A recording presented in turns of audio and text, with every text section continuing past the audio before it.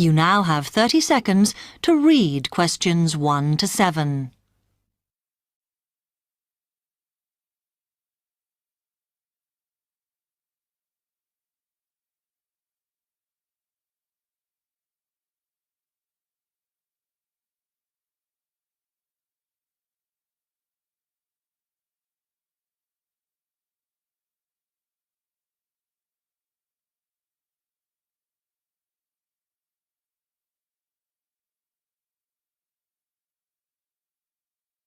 Hi, I've come to ask about the English courses you run for international students. Oh, right. I assume you're a student at the university. Yes, I've just started. Okay. Well, we've got a range of courses. It depends what you think you need and how much. We can't run everything at the same time, though. So, for example, in this first term, we are just doing a writing course. I see. That sounds quite useful. What else is there? Some of the courses only run for single terms, and we tend to focus on what students have difficulty with. That means we don't usually do speaking courses, but next term you can do listening. Oh. That'll help you with lectures and things. Our provision is all based on what the majority of our international students need. So, is everything term-based? There's nothing that you run all year? Well, let's have a look. Yes, there is a class for vocabulary and grammar every term.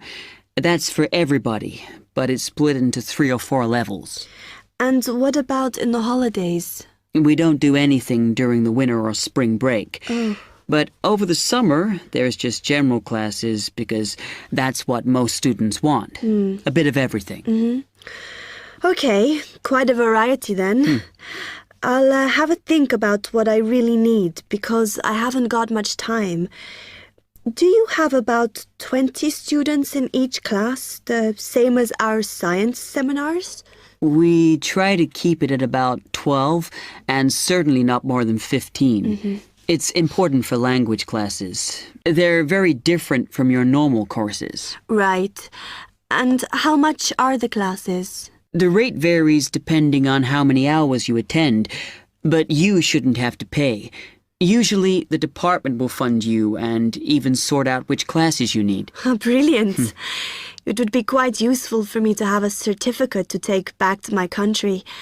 Do you put us in for exams? Yes, but we don't like them to clash with your main course exams in June, so we run them in May. Oh. That leaves you time for revision. Do I have to sign up for something now? I'm not quite sure what I want. Classes haven't quite started yet, so you've got time to decide what you do. All we insist is that you sign up before week 5. That gives you about 3 weeks to decide. Okay. You now have 15 seconds to read questions 8 to 10.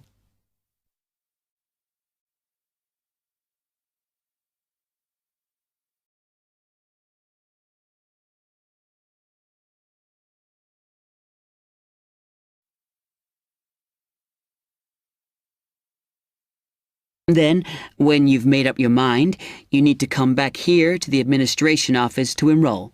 What do I need to bring with me when I enroll? My identity card, I guess. Yes, or your passport. Then you'll be given a registration form, which you'll have to show to the teacher when you have your first class. Okay.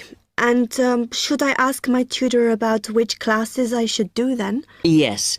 Then you get a note from him and give that to the desk when you register. Can I use the computers here as well? Yes. You'll be given a password when you go to your first class. So remember to bring a disk with you to save your work on, as you won't be allowed to save it on the hard drive. Okay. Will I need anything else? Dictionary? We've got loads of those here that you can borrow. But you'll need a notebook as we don't provide paper or files. Okay. Thanks. That is the end of part 1.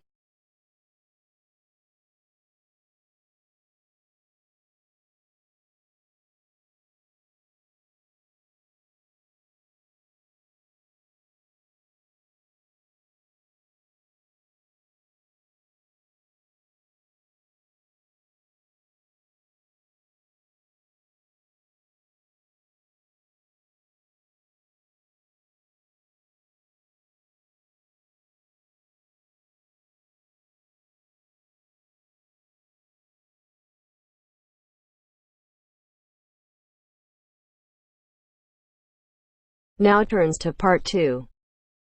Part 2. You will hear an extract from a talk about the Scottish Highlands. First, you have 30 seconds to look at questions 11 to 18.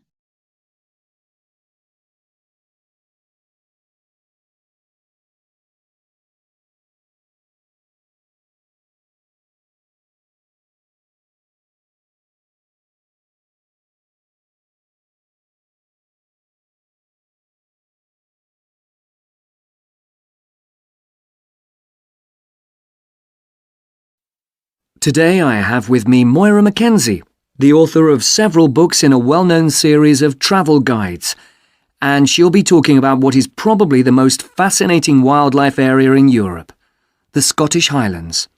Moira. Yes, that's right.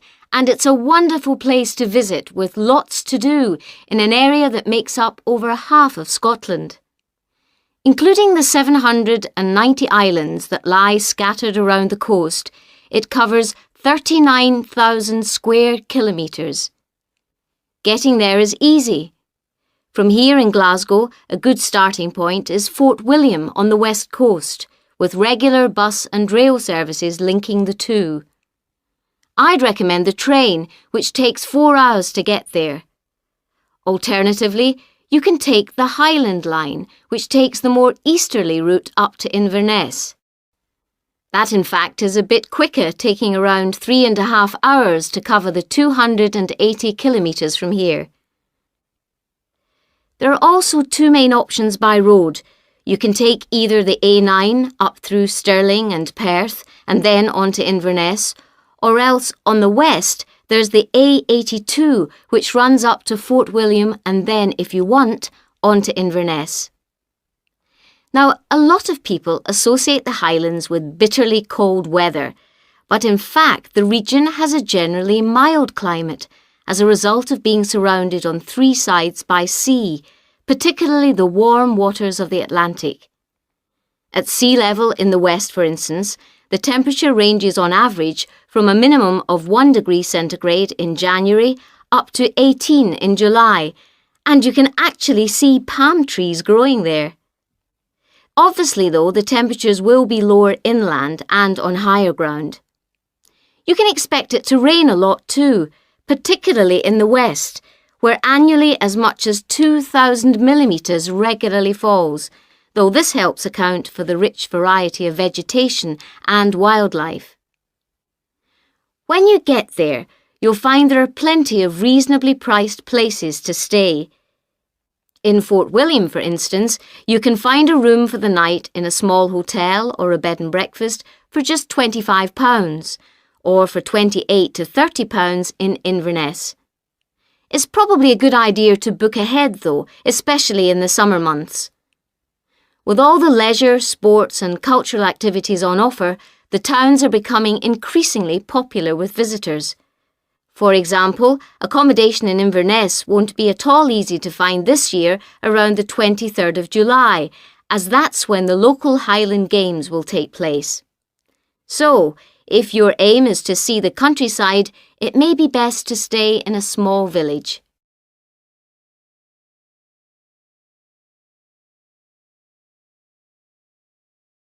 Now you have some time to look at questions 19 and 20.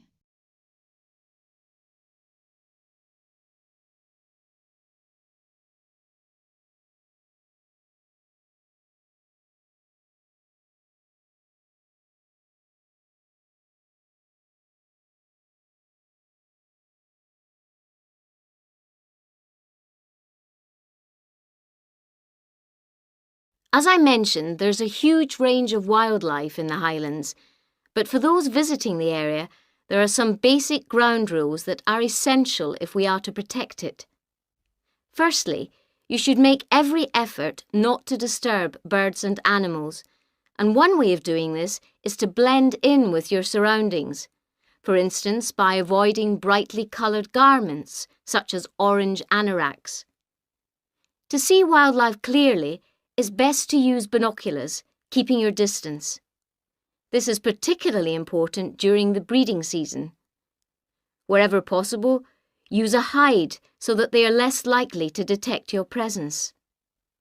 Surprising though it may seem, visitors are advised to use their cars where no purpose-built hides are available, as people are apparently less likely to startle animals if they stay inside their vehicles. You may even find that creatures come up close to where you're parked, in which case, wait until they've gone before you move off. It should really go without saying that it's essential to be as quiet as possible, though sadly some people need reminding of this. Oh, and one other thing. Wild animals and pets don't mix, so please leave your dog at home or at least somewhere he or she can't chase the wildlife or damage their habitat.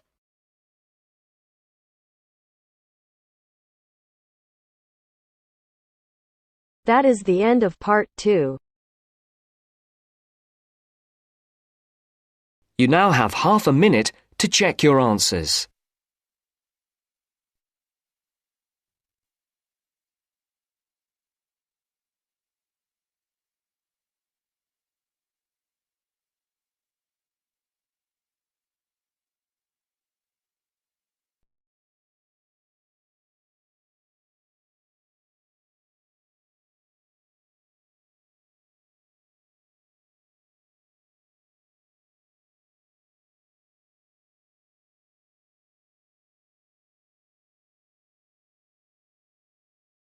Now turns to part 3.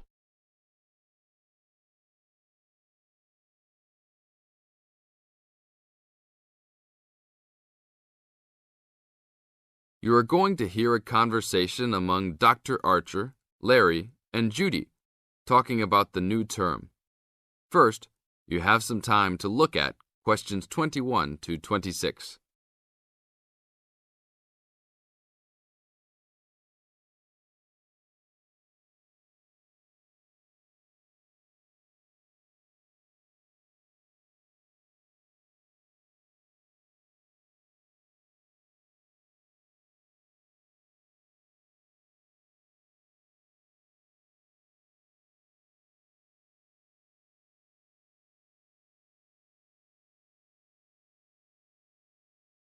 Now listen carefully to the first part of the conversation and complete the notes and table below. Okay, everybody, welcome back to the new term. I hope you've all had a good break and that you're keen to start on your research project. What I'd like to do this morning is to give you a chance to ask questions about the project, requirements, ways of approach, how to get help if you need it. Today is informal. It may be already written on paper, but it's nice to have an opportunity to have it confirmed. So, any questions? Dr. Archer, is there a confirmed due date yet to hand it in? Yes, I can now confirm that it's 16th of July, not 15th, as first advised. Okay? And what about the word limit? Well, there is some flexibility on this, but in general it's 8 to 10,000 words. Ah, I see. And you can choose your topic, anything from years 2 and 3. Yes? I still can't work out what I want to do it on. In that case, you should see your course tutor to agree on your final topic, and you should also be aware that there is special assistance available at the library on library resources if you need help on that. Can I just check on the deadlines for everything? Certainly. Look, let me write it on the board when each stage should be completed.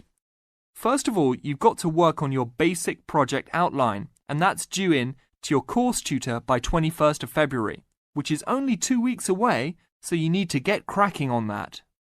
Do we have to include a full reference list by then too? No, your reference list is due on 6th of April, which is 1 week later, so you have time to discuss this with your tutor. And when should we be doing the research? Well, that's over a 1-month period, essentially April to May. And the write-up? Well, you need to do quite a bit of research before you get going on your writing, so that's really May to July, with the due date for handing in on the 16th. Any more questions? Now look at questions 27 to 30.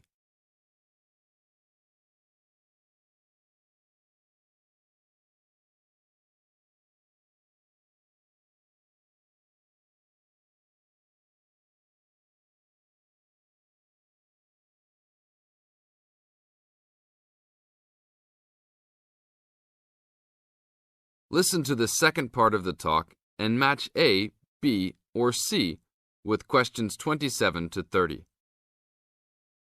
Well, sir, just some advice, really. It's about the research approach. Would you advise us to use some case studies? Well, Larry, I know these can be difficult to arrange sometimes, but I really feel they are of great benefit in this subject. You can always talk to your tutor if you're having difficulty. Yes? I've looked over some previous research projects that are in the library. Is that a good idea, sir? I heard. OK. I don't think you should go through them in detail, especially at this early stage, or you might end up being influenced by them more than you realise. But yes, it really is about the best guide you can have to what's required to what's expected in this type of project. Sorry, Judy, I butted in on you. That's all right. It's just that I noticed one project was a joint one. They worked together as a pair. Is that a good idea? Yes, I remember that paper. Working in a pair can have some advantages, but to be frank, this is meant to be an individual project, so it's best to work on your own. About using subjects, is it okay if we use family members? Your own relatives? I don't see why not. They probably offer some advantages in terms of availability, although you need to guard against possible effects on your research outcomes. So, you can if you want. Perhaps you should discuss this with your tutor if you plan to use relatives, so you can approach it in the best way. Okay, thanks. Okay then. Well, I hope we've been able to sort out a few things. You're welcome to see me at any time, or drop me a note if you have any more queries. Fine, thanks. That is the end of part 3. Now you have half a minute to check your answers.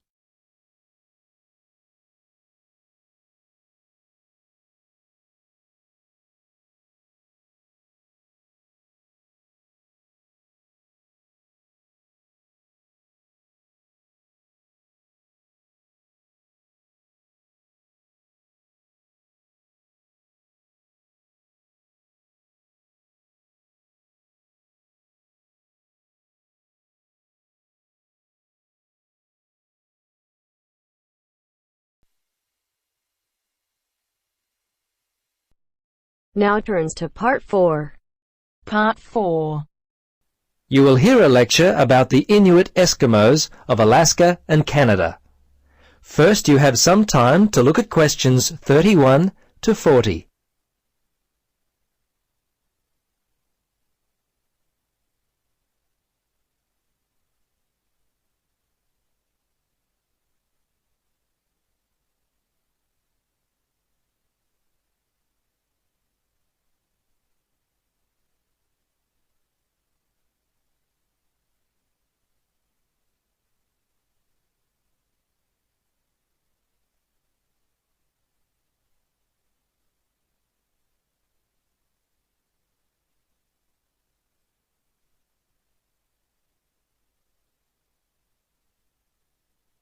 Now listen and answer questions 31 to 40. Good afternoon. In our lecture today, we will continue our study of people who inhabit the northernmost regions of the world. Our focus will be on the native inhabitants of Alaska and Canada, the Inuit Eskimos. They have been called the native inhabitants, as the Inuit were the people who had most recently migrated across the gap between Alaska and Siberia. Distinctly Asian in origin, the Inuit, which is literally translated the people in their native language, developed their civilization in what is now the Bering Sea region about 1,000 years ago. Their culture spread eastward and is called the Thule culture, after the place in northern Greenland where archaeologists first discovered it. The first Europeans to meet Inuit people were Norse settlers in what is now northern Newfoundland, Canada. These settlers lived there for a short time around 1000 AD. Approximately 500 years later, beginning in the 1500s, European whalers, fishing crews, and explorers met many Inuit along the coast of Labrador. Russians and other Europeans first met Alaskan Inuit in the 1700s. 100 years later, in the mid-1800s, whalers began to hunt in the Arctic. Some Inuit were employed by whalers and traded with them during that time. Perhaps one of the most interesting aspects of the Inuit is how they were able to survive and grow in such a harsh Arctic environment. Firstly, and not surprisingly, their homes were well adapted to the freezing conditions. They lived in predominantly two types of housing that would keep them warm. In the cold summer, they would live in tents that were made from the skin of the animals they had hunted for food, and they also traveled in boats. These were called umiaks by the natives.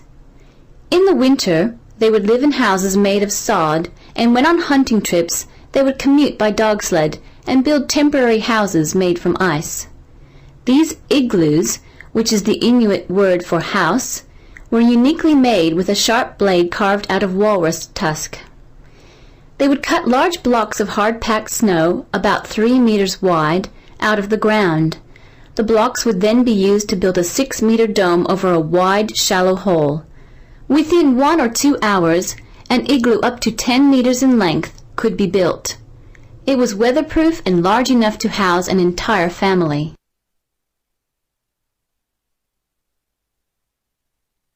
Very early in their history, they managed to develop the technology to hunt the huge bowhead whale, which was the staple food source for them at that time. They also hunted walruses and seals. On land, they hunted polar bears, moose, and various other game. The harsh environment in which they lived meant that a steady supply of food was often difficult to come by. Therefore, the Inuit were a people constantly on the move, looking for food, which meant that their dwellings had to be easily built and easily dismantled. They inhabited the wide open land and, as such, moved freely around it in search of food. Today, the traditional way of life has basically ended for the Inuit. They live in wooden homes rather than in snow houses, sod houses, or tents. They wear modern clothing instead of animal skin garments. Most Inuit speak English and Russian. Some speak Danish, while fewer still continue to hold on to their cultural roots by passing on to the younger generation their native language. The kayak and umiak, their principal means of travel, have given way to the motorboat, and the snowmobile has replaced the dog team. The combined percentage of the Inuit population in Alaska and Canada stands at 63%, the latter being 29% and the former around 34%. Some Alaskan Inuit live in towns and cities, but the majority live in small settlements and hunt and fish for most of their food. Most of those in Canada live in towns and housing provided by. That is the end of part 4. You now have half a minute to check your answers.